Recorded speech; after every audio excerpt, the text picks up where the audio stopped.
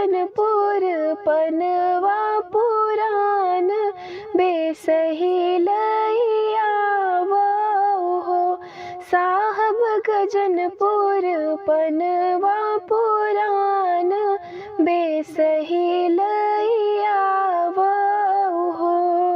रानी तुहिन मोरी रानी तुहिन ठकुराइन हो। रानी वही बस नारी को नारी तो मर्दा छिपावाए हो।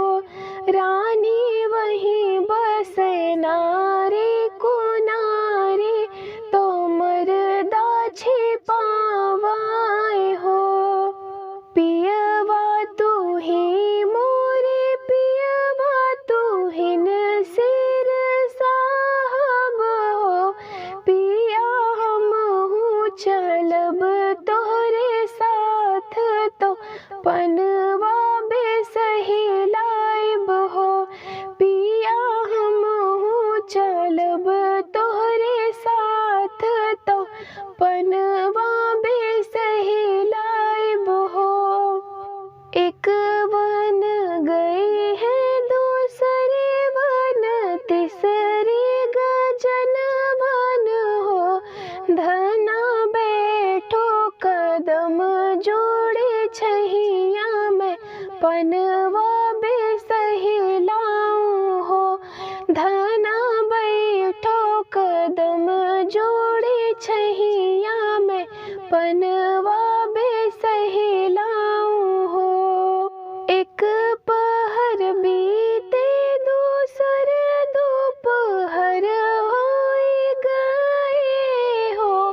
सखिया बहिनावे पिया मोर तो पनवा बेसही कर हो। सखिया बहिनावे मोरा पियवा तो पनवा बेसही कर हो। गलियां ही गलियां रनिया हेराए और पुकारे हो। राजा कब ने ही मंदिया छुपा है या बोलिया सुनावा हो। राजा कब ने ही मंदिया छुपा है या बोलिया सुनावा हो। रनिया तुहिन मोरे रनिया तुहिन ठकुराइन हो।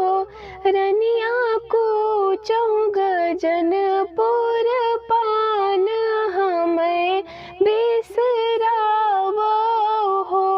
रनिया को चौं गजनपुर पान हमें बिसरावा हो। अगिया लगावो गजनपुर गजनपुर के पनवा हो। सखिया पन मर्दा गवायो तो पनवा के कारण हो। सखिया पन मर्दा गवायो तो पनवा के कारण